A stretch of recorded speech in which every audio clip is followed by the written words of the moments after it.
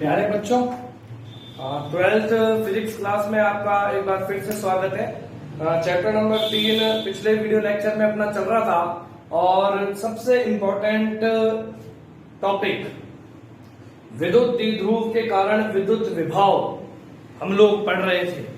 मैंने इसको डेरिवेशन को आप लोगों को अच्छी तरह समझाया था और केवल वैल्यू रख के और क्या आंसर इसका आता है वो मैंने आप पर छोड़ा था। एक दो बच्चों ने मेरे से जो कांटेक्ट किया उनका बिल्कुल सही आंसर आ गया था, क्योंकि इसमें कुछ करना ही नहीं था, केवल वैल्यू केवल मान रखना था जो मैंने आपको बता दिया था। इस डेरिवेशन को आप जब देखेंगे तो हर एक साल 2 साल छोड़ के ये माध्यमिक शिक्षा बोर्ड में निश्चित रूप से पूछी जाती है, कम से कम 3 अंक की। इसीलिए मैं इसको एक बार फिर से रिपीट कर रहा हूं, ध्यान देंगे सभी। हम लोगों ने अभ्यास के लिए, आपको ध्यान हो तो मैंने कहा था किताब में कोई अलग अलग नहीं दे रखा कि भाई विद्युत द्विध्रुव के कारण उसके अक्ष पर अलग दे रखा है या निरक्ष पर अलग दे रखा है। मैंने केवल अभ्यास के लिए आपको अक्ष और निरक्ष पर अलग अलग कराया था।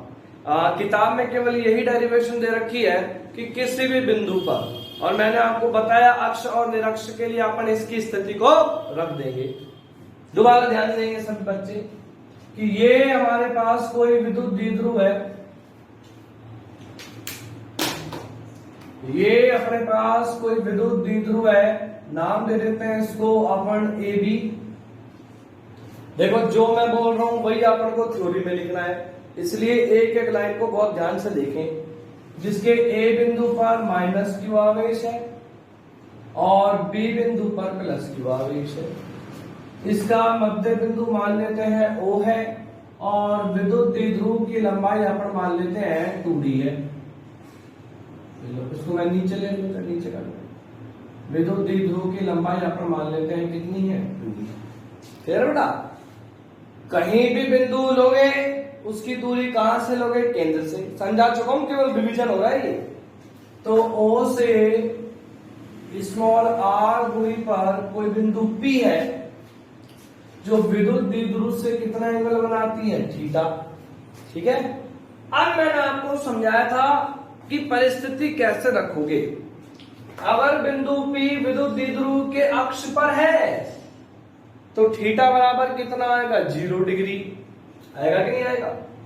अगर बिंदु P विद्युत द्विध्रुव के निरक्ष पर है तो थीटा बराबर क्या आएगा, 90 आएगा। वो बाद में रखेंगे। क्लियर। अब देखो करने का पैटर्न वही, तरीका बिल्कुल वही। निकाय में कितने आवेश नजर आ रहे हैं आपको, 2। अरे निकाय में कितने आवेश नजर आ रहे हैं, 2। कितने आवेशों के कारण विद्युत विभव होगा, 2 के कारण, प्लस के कारण प्लस और माइनस के कारण माइनस। अब देखना ध्यान से, हमेशा हमने मान लिया प्लस क्यू आवेश से इसकी जो दूरी है, प्लस क्यू आवेश से बिंदु P की जो दूरी है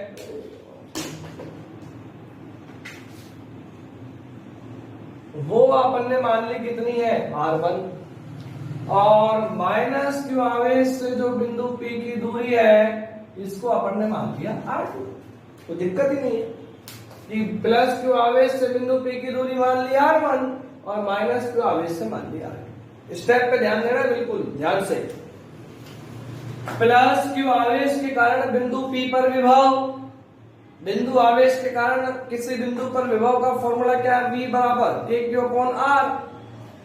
तो इसको अपन मान रहे हैं VB बराबर, VB का मतलब समझ रहे हो, B बिंदु पर स्थित आवेश के कारण क्या आएगा बेटा, KQ/R1 समीकरण नंबर 1।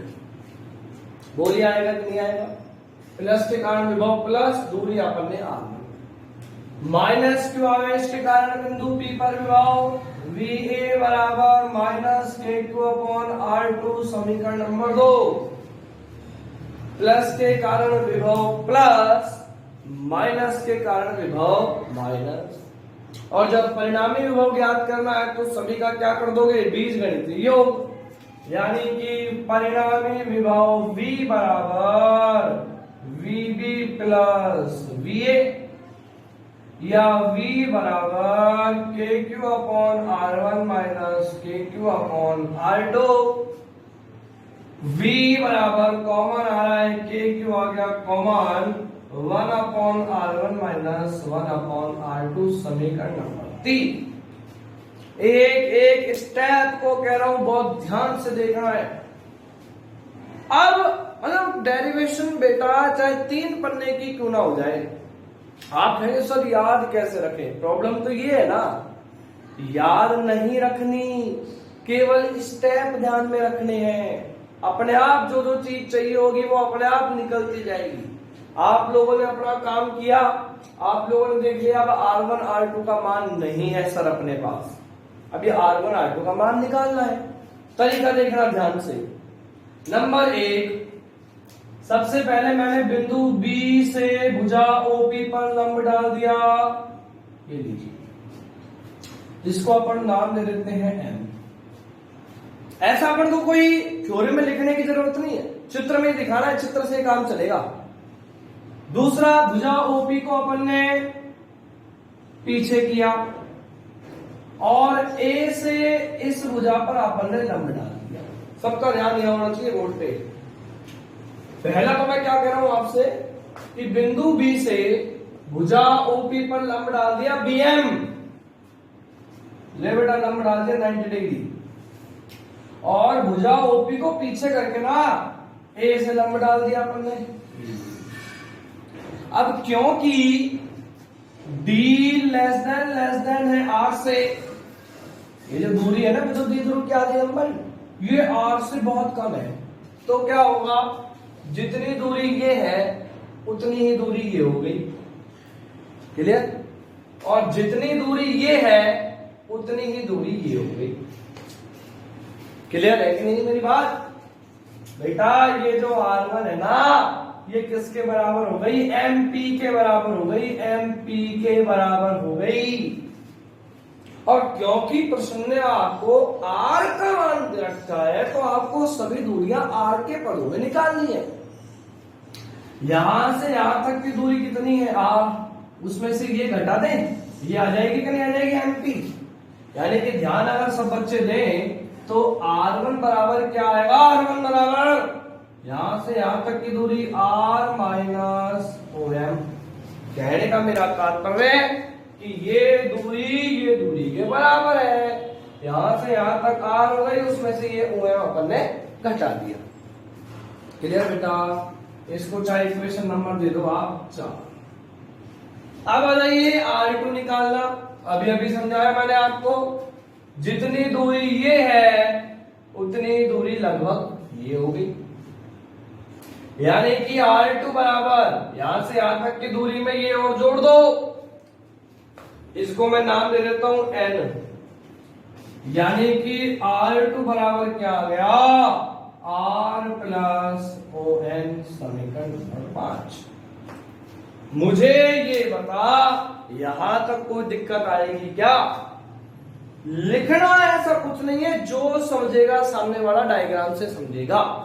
अपना काम था R1 और R2 का अपन ने मान निकाल लिया। आ गई बेटा बात समझ में? अब अपन को क्या करना है, बस R1 R2 के मान को यहां रखना है। लेकिन एक चीज और, ये OM और ON जो है ये भी अपने पास अज्ञात है, इनका मान निकालना है, ठीक है कि नहीं? अब ध्यान से देखते जाना एक एक बात को। ये अपन ने लंब डाला है, ये एंगल अपने पास है 90, क्लियर? 90 के सामने वाली भुजा कर्ण, थीटा के सामने वाली भुजा लंब, और ये हो गया आधार। 11वीं क्लास में खूब 1000 बार आपको समझाया, ये त्रिकोणमिति काम आएगी। अब अपने पास मान किसका है? कर्ण का है, विद्युत द्विध्रुव की आधी लंबाई D। अपन को मान किसका चाहिए? आधार का। तो लाल बटा कक्का से पूछ ले, लाल बटा कक्का से पूछ ले कि आधार और कर्ण में संबंध कौन बताएगा? कौन बताएगा? कॉस बताएगा। तो अपन क्या कर रहे हैं, कॉस थीटा बराबर आधार अपॉन कर्ण। आधार कितना हो गया तेरे पास? OM, और कर्ण कितना हो गया? D हो गया। बोल हो गया कि नहीं हो गया? अरे हो गया ना। इसका मतलब OM बराबर क्या आ गया, D cos थीटा। सबसे सिंपल मेथड बता रहा हूं, सबसे सिंपल तरीका। अब आजा ON निकालना, वही बात इस वाले त्रिभुज में आ जा। ये रहा तेरे पास 90, 90 के सामने वाली भुजा क्या हो गई तेरे पास, कर्ण, हो गई क्या नहीं, थीटा, ये ले थीटा, थीटा के सामने वाली भुजा लंब, और ये हो गई तेरे पास क्या, आधार। आपण को मान किसका निकालना है, AN का। वही cos थीटा बराबर, एक सेकंड देखो, थीटा के सामने वाली भुजा हो गई अपने पास लंब। आपण को मान किसका निकालना है बेटा, ON का, आधार का। मान पता किसका है, कर्ण का। ON अपॉन में cos थीटा बराबर ON अपॉन D। तो बेटा ON बराबर क्या आ गया, ON बराबर D cos थीटा। क्लियर, यानी कि आपने देख लिया OM और ON दोनों का मान बराबर है। अब क्या करोगे, यहां पे रख दो मान, यानी कि R1 बराबर क्या आ गया यहां से, R minus D cos theta, और R2 बराबर क्या आ गया, R plus D cos theta. अब आप इनको समीकरण दे दो, चाहे 4 और 5। क्लियर है कि नहीं है, या ऐसा करो, और बढ़िया तरीके से करने के लिए इनको आपने नाम दे दिया 4 और 5, ये हो जाएगी 6 और 7। अब आप देखो, अपन को कोई दिक्कत ही नहीं आई, जिसके मान चाहिए गए रास्ते में जो जो आता गया उसका मान अपन निकालते गए। अब आपको क्या करना है, R1 और R2 का मान समीकरण 3 में रख दो, सबके मान आए पड़े, कोई कैलकुलेशन नहीं है, गौर से ध्यान से देखो। V बराबर KQ, V बराबर KQ, और क्या करोगे, R1 R2 का क्या रख दोगे बेटा, मान रख दोगे। R1 R2 का क्या रख दोगे, मान रख दो R1 R2 का। क्लियर, यानी कि R1 अपॉन R1 का मान क्या था, R minus D cos theta, R plus D cos theta. ये मैं कह रहा हूं कोई दिक्कत नहीं आनी चाहिए, 1% दिक्कत नहीं आनी चाहिए। V बराबर KQ एज इट इज, लघुत्तम क्या आ गया, R minus D cos theta, R plus D cos theta, यहां क्या बच गया, R plus D cos theta, minus bracket एक से ज्यादा पद है, R minus D cos theta. कोई समस्या नहीं, कैलकुलेशन का एक एक स्टेप बहुत अच्छी तरह से देख ले, कहीं भी दिक्कत आ रही है पूछ ले। V बराबर KQ क्या आ गया, R plus D cos theta minus R plus D cos theta, A minus B A plus B, R square minus D square cos square theta. Clear, कोई समस्या आ भी रही है आप मेरे से फोन के माध्यम से पूछ सकते हैं। R से R कैंसल, और आपको पता है देख D square cos square theta का अधिकतम मान कितना, D स्क्वायर, तो cos स्क्वायर थीटा का अधिकतम मान कितना, 1। आप जानते हैं R बहुत बहुत बहुत ज्यादा बड़ा है D से, तो इसको अपन क्या मान लेंगे, नगण्य मानने पर, मान लिया नगण्य। और V बराबर क्या आ गया, KQ 2D cos theta upon R square. आप जानते हैं Q into 2D, Q into 2D क्या बन गया, विद्युत द्विध्रुव आघूर्ण P, और V बराबर आ गया बेटा KP cos थीटा अपॉन में R स्क्वायर। ये अपने पास आएगा फाइनल रिजल्ट। विद्युत द्विध्रुव के कारण किसी भी बिंदु पर विद्युत विभव आपको ज्ञात करना है, V बराबर KP cos theta upon R square. एक एक स्टेप को ध्यान से देखो। अब आ जाइए अपन विशेष परिस्थितियों की बात करते हैं। अब हम करते हैं विशेष परिस्थिति की बात। देख कैसे, केस नंबर 1, जो अपन लोगों ने अलग अलग डेरिवेशन करी है, अब उसको यहीं से निकालेंगे। आपके पास विद्युत द्विध्रुव के कारण किस बिंदु पर विद्युत विभव का फॉर्मूला क्या आया है? V बराबर KP cos theta upon R square. ले केस नंबर 1, जब बिंदु अक्ष पर हो। अब ध्यान दे, जब बिंदु अक्ष पर होगा यानी कि ये P जो है ये विद्युत द्विध्रुव के अक्ष पर हो गया, तो मुझे ये बता थीटा बराबर कितना हो गया? 0 डिग्री। अर्थात इसलिए थीटा बराबर 0 डिग्री रखते हैं मान। यानी कि V अक्ष बराबर KP cos 0 degree upon R square. और आप बहुत अच्छी तरह से जानते हैं cos 0 डिग्री बराबर 1 और V अक्ष बराबर कितना आ गया? KP upon R square. ये बोल अक्ष पर ही आया था कि नहीं आया था जब अपन ने पूरी डेरिवेशन करी थी? अरे अक्ष पर विद्युत विभव का मान यही आया था कि नहीं आया था? मैं इसलिए कह रहा था कि किताब में अलग अलग नहीं है, मैंने केवल आपके अभ्यास के लिए अलग अलग कराया है कि भाई अपन को डेरिवेशन का जो है वो अभ्यास हो जाए, अपन किसी भी तरीके से कर सके। अब आइए केस नंबर 2, जब बिंदु विद्युत द्विध्रुव के निरक्ष पर हो। ध्यान दे सभी, जब केस नंबर 2, जब बिंदु कहां पर हो? निरक्ष पर हो। अब देख भाई, बिंदु P अगर निरक्ष पर होगा तो बता थीटा बराबर कितना हो गया? 90। इसलिए थीटा बराबर 90 डिग्री। क्लियर है कि नहीं है? और V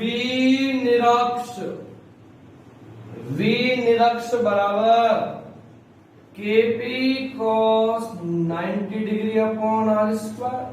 और आप जानते हैं cos 90 कितना? 0, पूरी टर्म 0 और V निरक्ष बराबर 0। अब यदि आपसे छोटे प्रश्नों में पूछा जा रहा है कि विद्युत द्विध्रुव के निरक्ष पर विद्युत विभव कितना? 0। विद्युत द्विध्रुव के अक्ष पर KP अपॉन आर स्क्वायर और किसी भी बिंदु पर हो तो KP cos theta upon R square.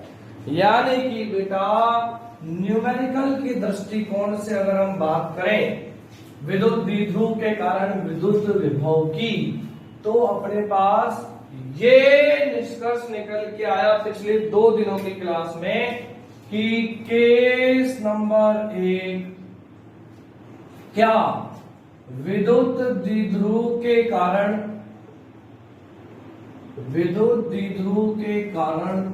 किसी बिंदु पर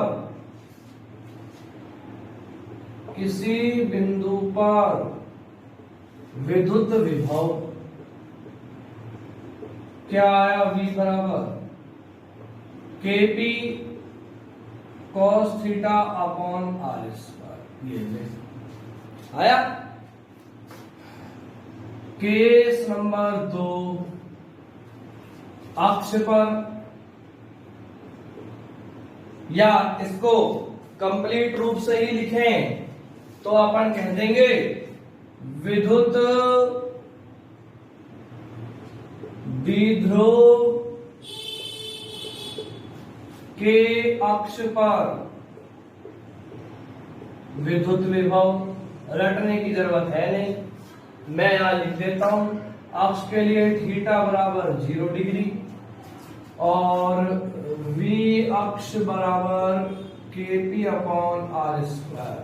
और जिसको हम कह सकते हैं मैक्सिमम, यानी कि विद्युत द्विध्रुव के कारण सर्वाधिक विभव कहां पर होता है, उसके अक्ष पर होता है। और अक्ष से जैसे जैसे आप निरक्ष पर जाओगे तो विद्युत विभव का मान क्या होगा, घटेगा। और केस नंबर 3 क्या कहता है, निरक्ष पर थीटा बराबर 90 डिग्री और v बराबर 0। तो बेटा इस डेरिवेशन को, जो कि मैंने आपसे बार बार कहा है, बहुत ही ज्यादा महत्वपूर्ण है डेरिवेशन, इस डेरिवेशन को सभी बच्चों को कम से कम 2 बार अपने आप से करना है, क्योंकि इस डेरिवेशन का आगे भी रोल है। न्यूमेरिकल्स भी आएंगे इस पर कि अक्ष पर कितना, निरक्ष पर कितना, और आगे आने वाले जो टॉपिक है उन पर भी हम बात करेंगे। अगले वीडियो लेक्चर में जो हम बात करेंगे वो बात करेंगे सबसे इंपॉर्टेंट टॉपिक की। अब जितना भी ये पार्ट बचा है 3 दिन का या 4 दिन का, वो केवल और केवल उस अकेले टॉपिक पर बचा है, विद्युत विभव तथा विद्युत क्षेत्र की तीव्रता में संबंध। ध्यान देंगे सभी यहाँ पे। अपना कल का जो वीडियो लेक्चर का जो टॉपिक होगा वो सबसे इंपॉर्टेंट टॉपिक होगा आगे आने वाले पूरे पाठ के लिए। क्या रहेगा टॉपिक अपना, विद्युत विभव तथा विद्युत क्षेत्र की तीव्रता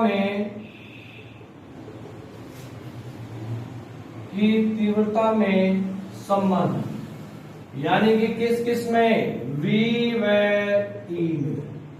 बड़ा ही इंटरेस्टिंग टॉपिक है, क्योंकि V तो है अदिश और E अपने पास सदिश। कैसे इनमें अपन जो है संबंध स्थापित करेंगे, इस पर हम डिस्कशन करेंगे कल।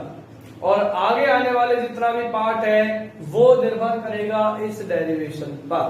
जैसा आप लोगों ने देखा था 11वीं क्लास में, जो मैंने आपको गुरुत्वाकर्षण वाला पार्ट पढ़ा था हमने, गुरुत्वीय विभव व गुरुत्वीय क्षेत्र की तीव्रता में संबंध।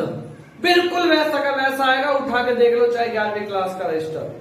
मैंने आपको गुरुत्वाकर्षण वाला पार्ट इसीलिए बहुत आराम से पढ़ाया था, क्योंकि मैंने आपसे कह दिया था 12वीं क्लास के 1 से लेके 4 पार्ट बिल्कुल ऐसे के ऐसे ही हैं। ठीक है। और आज का आपका काम ये रहेगा कि विद्युत द्विध्रुव के कारण किसी भी बिंदु पर विद्युत विभव का डेरिवेशन बिल्कुल कंठस्थ होना चाहिए प्रत्येक बच्चे को। कल से आप लोग उठाएंगे अपना अगला टॉपिक। धन्यवाद।